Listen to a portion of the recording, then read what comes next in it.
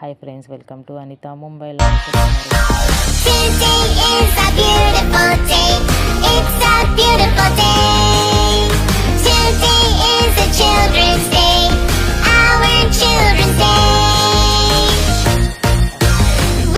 छोटी छोटी खुशियों में खोए हुए हम सारे लगे संग जिंदगी के रंग आंखों की खुशी न जाए जाएगा ये ढल जिले हर पल किसने देखा छोटे छोटे तमाशे जैसे पानी बताशे हाथों से ना जाने दे हाले हाले झरोके चल खोले खुशी के थोड़ी